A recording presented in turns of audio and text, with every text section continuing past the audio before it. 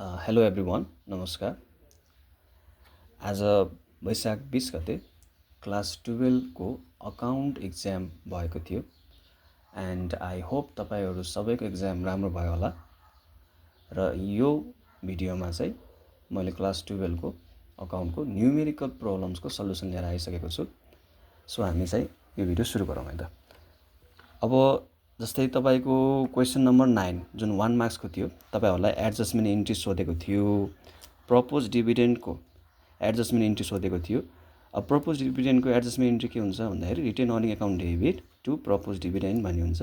Being narration लेख्ने है। Retain अर्निङको ठाउँमा तपाईहरुले पीएलआई प्रिपरेसन अकाउन्ट डेबिट भनेर पनि लेख्न सक्नुहुन्छ र अमाउन्टमा 20000 भइहाल्यो। त्यस्तै गरी क्वेशन नम्बर 10।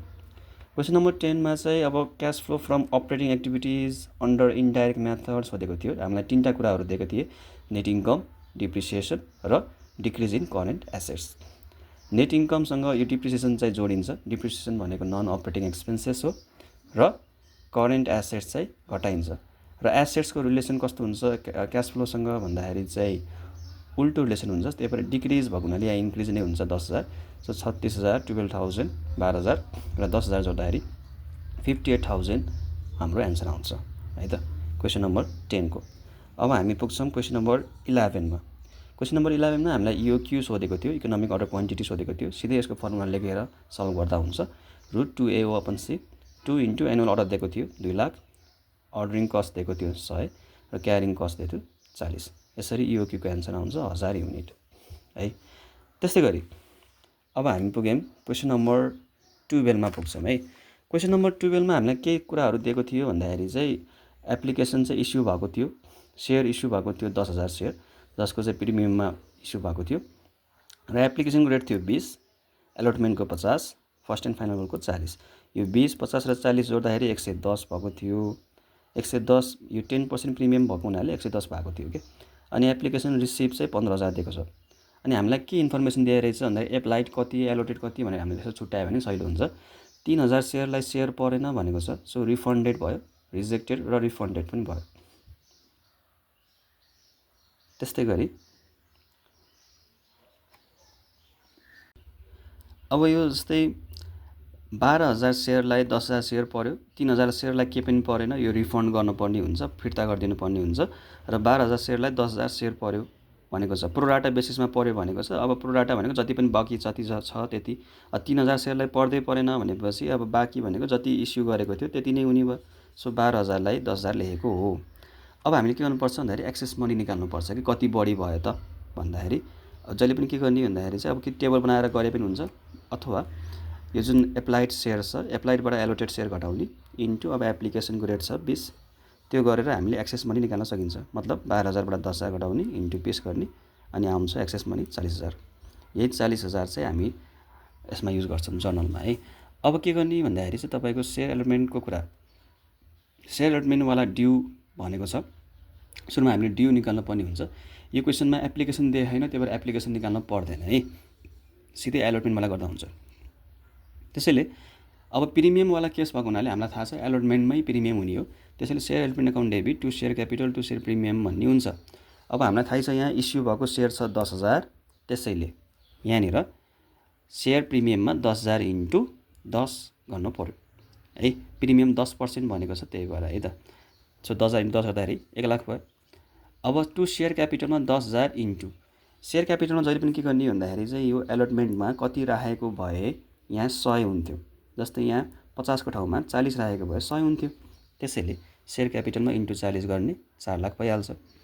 अनि शेयर एलोटमेन्ट अकाउन्ट डेबिट भनेको 4 र 1 लाख जोडेर 5 लाख भइहाल्यो। अथवा 10000 इन्टु 50 गरे पनि हुन्छ है त। अनि त्यसपछि अब यो ड्यू गरेको, ड्यू भने पैसा मागेको, पैसा मागेपछि पैसा आउँछ, पैसा केमा आउँछ ब्याङ्कमा, त्यही भएर bank account debit to share allotment.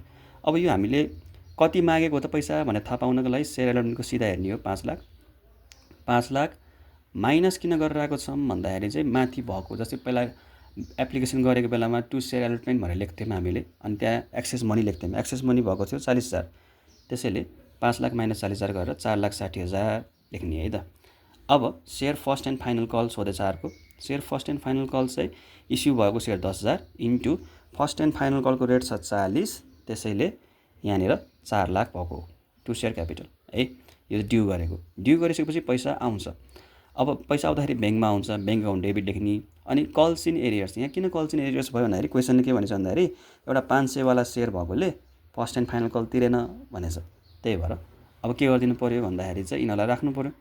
Call तिरेन भन्नुको अर्थ नै कल्स इन एरियर्स हो। अब कति तिरेन भन्दाखेरि 500 वाला सेयरले तिरेन, त्यही भएर 500 इन्टु, अब यसको रेट छ फर्स्ट एन्ड फाइनल कलको रेट 40, त्यही भएर 500 इन्टु 40। यहाँ कुनै त्यो एक्सेस मनी त्यो प्रोराटावाला फर्मुला लाउनु पर्दैन कल्स इन एरियर्सको, सिधा सिधा लेख्दै हुन्छ है त। अनि त्यसपछि अब 500 इन्टु 40 गर्दाखेरि 20,000 भयो। अब ब्याङ्कमा कति पैसा आयो भनेर थाहा पाउनको लागि पैसामा कति मागेको थाहा पाउनु पऱ्यो। सेयर फर्स्ट एन्ड फाइनल कलमा हामीले पैसा मागेको हो 4 लाख, 4 लाख मध्ये 20,000 उठेन भनेपछि माइनस गर्नु पऱ्यो। त्यही भएर 4 लाखबाट 20,000 गर्दाखेरि 3,80,000 हुन्छ। अनि 3,80,000 20,000 40, 4 लाख भयो है त। अब यो सेयर फर्फिचरको कुरा छ, सेयर फर्फिचर पनि हामीलाई सोधेको छ। अब सेयर फर्फिचरमा चाहिँ प्रिमियमवाला केस हो कि यो। अब दुईवटा केस हुन्छन् प्रिमियममा, when company receive premium, when company do not receive premium. यो वाला केस के हो त भन्दाखेरि वेन कम्पनी रिसिभ प्रिमियम, जब प्रिमियम रिसिभ भइसकेको हुन्छ नि तब हामीले प्रिमियमवालालाई इग्नोर गर्नुपर्छ।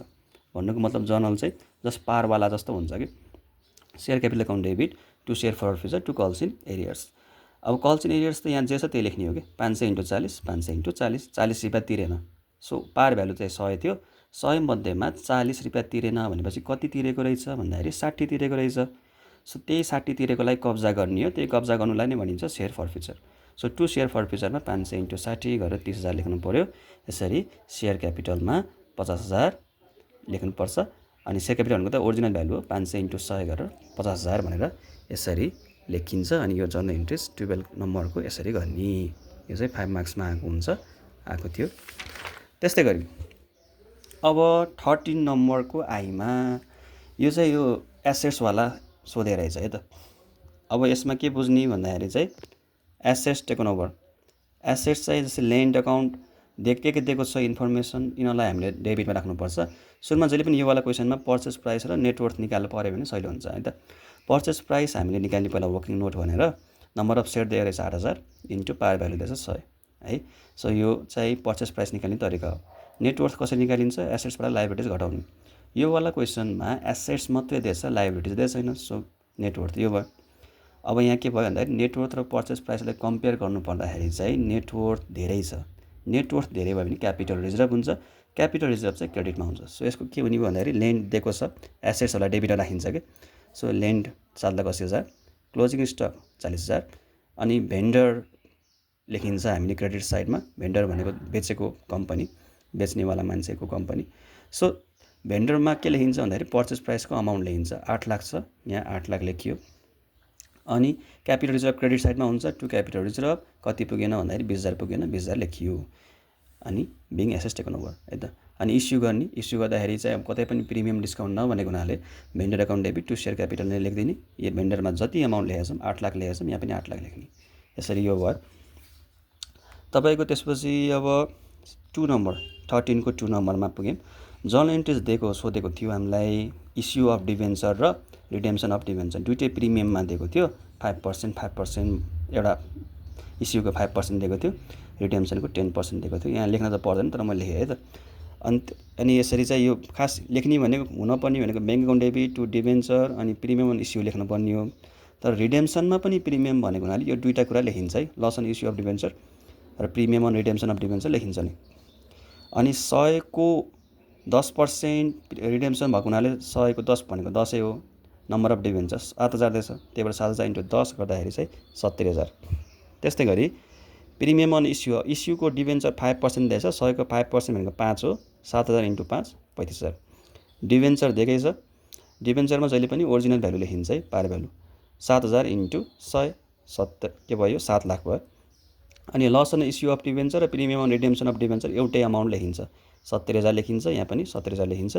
अब ब्याङ्कमा कति आयो भन्दाखेरि 7,000 इन्टु अब 100 वालालाई 105% प्रिमियममा गर्दै गर्दाखेरि चाहिँ ब्याङ्कमा कति आयो भन्दाखेरि 7,000 इन्टु 105 आयो है। यो इस्यु गर्नु भने लोन माग्नु के, विशेष गरी लोन मागेपछि पैसा आउँछ नि त।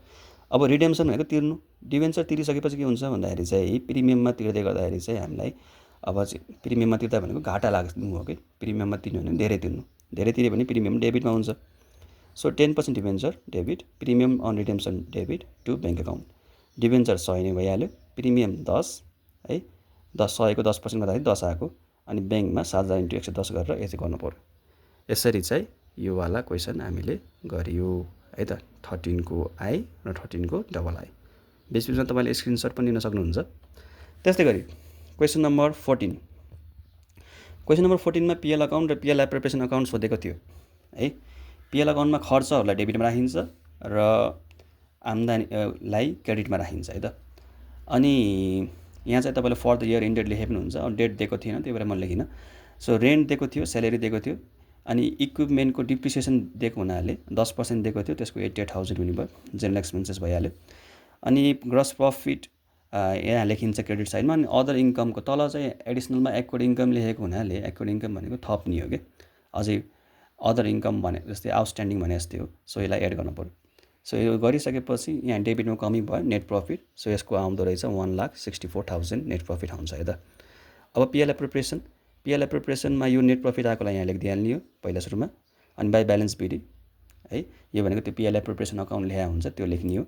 अनि डेबिटमा प्रपोज डिभिडेन्ड दिएको छ, सो त्यो लेख्ने। यो गरिसकेपछि डेबिटमै कमी हुने रहेछ, सरप्लस जुन आएको छ हाम्रो 1,56,000। सो यो चाहिँ क्वेसन नम्बर 14 को भयो। त्यसपछि क्वेसन नम्बर 15। क्वेसन नम्बर 15 मा हामीलाई 12 कलम वर्कसिट सोधेको थियो। 12 कलम वर्कसिटमा दुईवटा कुरा दिएछन्, propose dividend 10%, depreciation on fix assets 15%। Propose dividend चाहिँ सेयर क्यापिटल भन्नेको निकालिन्छ है।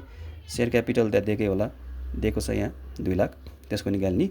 अनि फिक्स एसेट्स भनेको यो याफे लेखेको फिक्स एसेट्स, यसको चाहिँ 15% हो, यो फिक्स एसेट्सको निकाल्ने हो है। यसरी चाहिँ अब यो प्रपोज डिभिडेन्ड दुई ठाउँमै चढ्छ भन्ने थाहै छ हजुरहरूलाई। अनि डिप्रिसिएसन भनेको चाहिँ फिक्स एसेट्सबाट डिप्रिसिएसन यहाँ घटाउँदाखेरि चाहिँ यहाँ क्रेडिटमा छ भने तल डेबिटमा भन्ने कुरा थाहै छ। अनि यसरी गरिसकेपछि एडजस्टमेन्ट सकियो, एडजस्टेड पनि हामी निकालिसकिन्छ। अब जे होस् इन्कम स्टेटमेन्टमा चाहिँ यसको नेट प्रफिट आएको हुन्छ, यसको आएको छ 40,000 है, डेबिटमा कमी भएको हुनाले। त्यस्तै गरी सरप्लस चाहिँ अब रिटर्न अर्निङको डेबिटमा कमी भएको हुनाले सरप्लस चाहिँ हामीले डेबिट साइडमा लेखिदिनु पऱ्यो। अनि ब्यालेन्स सिटमा चाहिँ 3,70,000 भयो है त। सो यो चाहिँ हाम्रो 12 क्वेसन नम्बर 15 को वर्कसिटको एन्सर है त। त्यस्तै गरी क्वेसन नम्बर 17 को कुरा गर्नु पर्दाखेरि अब त्यसपछि 15 पछि अरू चाहिँ थ्योरीहरू थिए। अब क्वेसन नम्बर 17 को 2 नम्बरमा हामीलाई पिरियोडिक इन्भेन्ट्री सिस्टम सोधेको थियो, त्यही भएर फर्मुला युज गर्नु पर्यो। सुरुमा चाहिँ cost of goods available for sale भनेर निकाल्ने है। Cost of goods available for sale चाहिँ ओपनिङ स्टक दिएकै छ, पर्चेज दिएकै छ, अर्को पर्चेज दिएकै छ, इन्टु रेट मल्टिप्लाई गर्ने। यो cost of goods available for sale लेखेको है। यो आयो 31,900। लिफो मेथड भनेको हुनाले लास्टबाट हेर्नुपर्छ। सेल्स युनिट 1800 युनिट दिएको छ। अब युनिट मात्रै हेर्ने, सुरुबाट हेर्दाखेरि 1000 छ, 700 छ, 900 छ। 1800 बेच्नको लागि 900 पुरै बेचिदिनु पऱ्यो। त्यही भएर यहाँ कस्ट अफ सिओजिएस भने cost of goods sold 900 into 900 को 15 छ, 15 प्लस अझै 700 पनि बेचिदिनु पऱ्यो। 700 बेचिदिनु परेको हुनाले 700 इन्टु 12 लेख्ने, 700 इन्टु 12 प्लस अझै 900 र 700 1600 भयो। अझै हामीलाई चाहियो 200। 200 चाहिँ यो 1000 मध्येबाट लेख्ने हो। सो 200 इन्टु 1000 वालाको रेट छ 10, त्यही भएर यहाँ 10 लेखियो। कस्ट अफ गुड्स सोल्ड आयो 23,900। अनि क्लोजिङ स्टक भनेको यो एभाइलेबल फर सेलबाट कस्ट अफ गुड्स सोल्ड घटायो भने क्लोजिङ स्टक आइहाल्छ। अनि 8,000 आएको है त। यसरी वर्कसिट र हाम्रो लिफो मेथडवाला हामीले पिरियोडिक इन्भेन्ट्री सिस्टमवाला हामीले यसरी गऱ्यौँ। अब क्वेसन नम्बर 18 को आईमा हामीलाई टोटल वेजेस सोधेको थियो। यो सजिलैवाला क्वेसन छ, धेरै विद्यार्थीले यो गाह्रो मान्छन्। Just total hour into wage rate per hour भन्ने हामीलाई फर्मुला थाहै छ है। अब यहाँ क्वेसनमा वेज रेट पर आवर चाहिँ दिएको थियो 60 रुपियाँ, तर 1500 चाहिँ टोटल आवर चाहिँ दिएको थिएन। टोटल आवर कसरी निकाल्ने त भन्दाखेरि चाहिँ टोटल आवर निकाल्ने तरिका total output unit into standard time per unit हो है। टोटल आउटपुट युनिट क्वेसनमा देखाएको 300, स्ट्यान्डर्ड टाइम पर युनिट एक युनिटलाई कति टाइम लाग्छ भन्दाखेरि 5 घन्टा लाग्छ भनेछ है। सो 300 इन्टु 5 गर्दाखेरि 1500 आवर काम गरे रहेछ यसले। अनि 1 घन्टाको 60 रुपियाँ गर्दै गर्दाखेरि इन्टु मल्टिप्लाई गर्दाखेरि 90,000 एन्सर आउँछ यसको है त। 18 को आएको। अब 18 को 2 कस्ट रिकन्सिलिएसन हामीलाई कस्ट एकाउन्ट दिए रहेछ। कस्ट एकाउन्ट देखा 3,50,000। हामीलाई कस्ट अकाउन्ट दिएछ भने चाहिँ हामी फाइनेन्सियल अकाउन्ट भयौँ। अब यो फाइनेन्सियल अकाउन्टलाई के भयो त त्यो लेख्ने हो है। नाफा भयो भने एड गर्ने, घाटा भयो भने लेस गर्ने। सुरुमा दिएर छ bank interest credited in financial account धेरै छ। ब्याङ्क इन्ट्रेस्ट अब यो क्रेडिटेड भनेको फाइदा भयो भने हो कि नाफा भयो प्लस भयो भन्नु खोजेको। फाइनेन्सियल अकाउन्टमा प्लस भयो भने चाहिँ हामी त फाइनेन्सियल अकाउन्ट नै हो, सो हामीलाई फाइदा भयो, फाइदालाई एड गर्नु पऱ्यो, त्यही भएर एड गरेको। अनि 2000 भनेर लेखियो। अब यो वर्क ओभरहेड भनेको खर्च हो। खर्च अन्डर रेकर्डेड कम चढायौँ। कहाँ कम चढायौँ? कस्टमा। कस्टमा खर्च कम भयो, हामी त फाइनेन्सियल हो, हाम्रो खर्च धेरै भयो। हाम्रो खर्च धेरै भयो भने चाहिँ हामीलाई के भयो? घाटा भयो, घाटालाई लेस गर्ने। त्यस्तै income tax recorded in financial account लेखेको छ।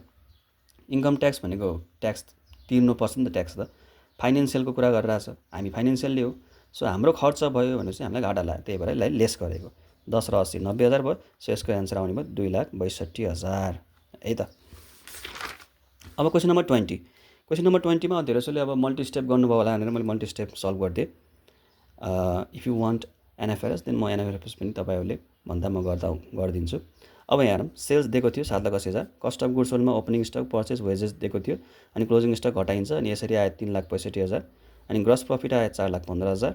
अब अपरेटिङ एक्सपेन्सेसभित्र जेनरल र सेलिङ पर्ने हो। योवाला क्वेसनमा सेलिङ एक्सपेन्सेस नदिएको रहेछ, सो एक्सपायर इन्सुरेन्स दिएछ, यो चाहिँ एडिसनलमा दिएछ है। प्रिपेड चाहिँ एसेस्ट हो, एक्सपायर भनेको खर्च हो, सो यहाँ लेख्नु पऱ्यो 6,000। डिप्रिसिएसन चाहिँ पर्सेन्टेज दिएको थियो हामीलाई, त्यो निकालियो। यति गरेपछि अपरेटिङ एक्सपेन्सेस आयो 26,000, अनि इन्कम फ्रम अपरेसन आयो योबाट 4,15,000बाट 26,000 घटाएको 3,89,000 भयो। अदर इन्कममा अब इन्ट्रेस्ट अन इन्भेस्टमेन्ट त्यहाँ पर्सेन्टेजवाला दिएछ, योवाला ख्याल गर्नुपर्छ है।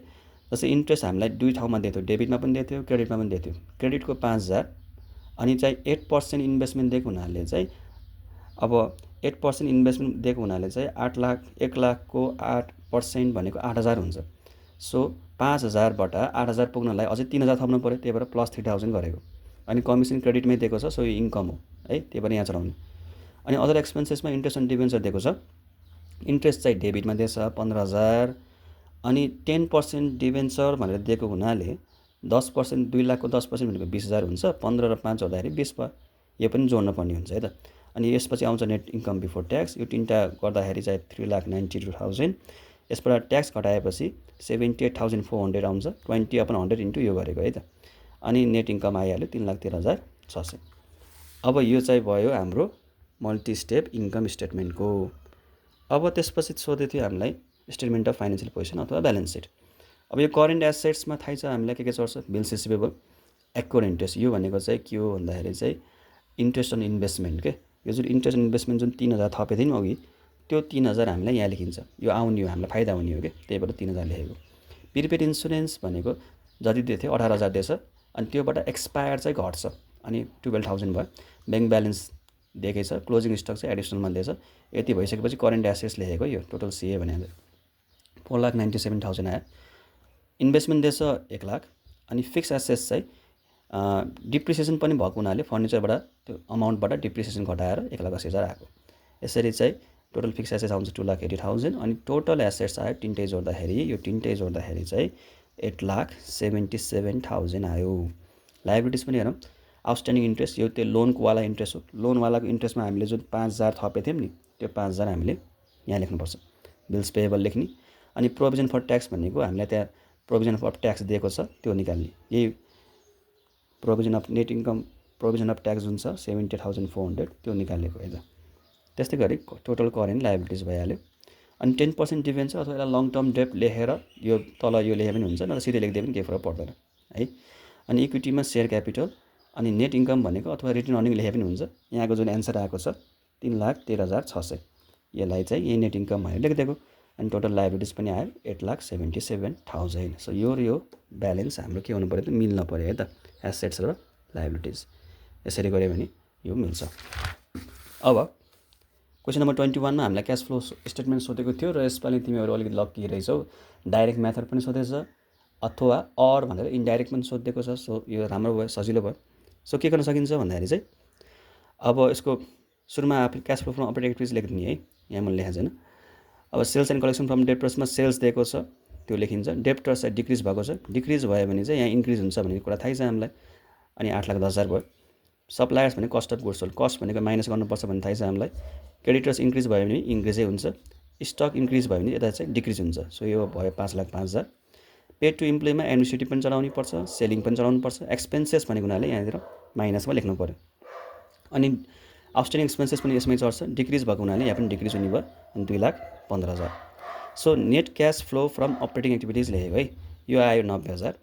इन्भेस्टिङमा फाइनेन्सियल फिक्स एसेट्स दिएको छ, एडिसनलमा दिएको छ, यो पर्चेस भएको हुनाले माइनसमा लेखिन्छ। इन्भेस्टमेन्ट पनि बढेको दिएको हुनाले यसलाई पर्चेसै लेखिदिने। अनि 50,000, अरू कतै केही गर्नु पर्दैन है। सो यो आयो 1,50,000 माइनसमा। अनि क्यास फ्लो फ्रम फाइनेन्सियल एक्टिभिटिजमा सेयर क्यापिटल दिएको थियो, इस्यु भएको थियो, इन्क्रिज भएको थियो, त्यसलाई इस्यु लेखिन्छ। डिभेन्चर घटेको थियो, त्यसलाई रिडेम्सन लेखिन्छ, यहाँ पनि माइनसमा लेखिन्छ। र डिभिडेन्ड पेड चाहिँ तल दिएको थियो, त्यो चाहिँ तल लेख्नुपर्छ है। सो फाइनेन्सियल एक्टिभिटिजको एन्सर आयो 60,000। अब यसरी नेट चेन्जेस इन क्यास भन्ने आउँछ 90,000 माइनस 1,50,000 प्लस 60,000 गर्दाखेरि 0 आउँछ। यो 0सँग ओपनिङ ब्यालेन्स 70,000 दिएको छ हामीलाई क्यासको क्वेसनमा। त्यो 0 र 70,000 जोड्दाखेरि क्लोजिङ ब्यालेन्स आउँछ 70,000। र यही 70,000 क्यासको 2082मा दिएको छ। त्यो दियो भने यो पनि हाम्रो के भयो त, क्यास फ्लो स्टेटमेन्ट पनि हाम्रो मिल्यो। अब क्वेसन नम्बर 22मा हामीलाई कस्ट सिट मात्रै सोधेको थियो। सो ओपनिङ स्टक हामीले लेखेकै छौँ। र material purchase, fried and purchase हामीले लेखिन्छ। अनि लेस क्लोजिङ स्टक अफ र मेटेरियल, त्यो ओपनिङ बिगिनिङ र इन्डिङ भनेर दिएको छ है क्वेसनमा चाहिँ। सो यो गर्दाखेरि आउँछ र मेटेरियल कन्ज्युम 3,75,000। अनि यसमा चाहिँ productive labour, direct labour, productive labour एउटै हो, यो दुइटा जोड्ने। डाइरेक्ट एक्सपेन्सेस पनि यसैमा जोडिन्छ। अनि प्राइम कस्ट आयो।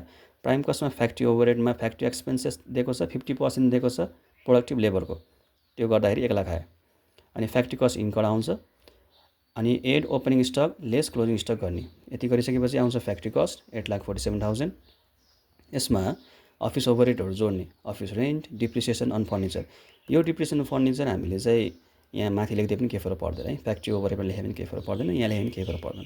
सो यो लेखिसकेपछि आउँछ cost of production. Cost of प्रोडक्सनमा फिनिस गुड्स र closing stock of finish goods निकाल्ने, त्यहाँ दिएकै छ त्यो लेख्ने। अब यसपालि हामीलाई युनिट सोधेन, त्यही भएर सजिलै भयो। अनि कस्ट अफ गुड्स सोल्ड आउँछ 9,19,000। अनि सेलिङ जोड्दाखेरि चाहिँ सेलिङ र स्यालेरिज अफ सेल्समेन पनि यसैमा चढ्छ है, सेलिङमा।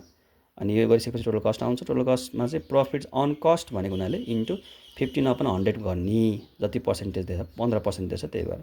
अनि सेल्स आउँछ 10,85,600। यो चाहिँ भयो हाम्रो क्वेसन नम्बर 22 को है त। यसरी चाहिँ हामीले यसलाई सल्भ गर्नुपर्ने हुन्छ। आई होप तपाईँहरूले धेरै मिलाउनु पनि भयो होला। सो धन्यवाद। And if you like this video, please like, comment, subscribe. And if you find it useful for others, please share. Thank you.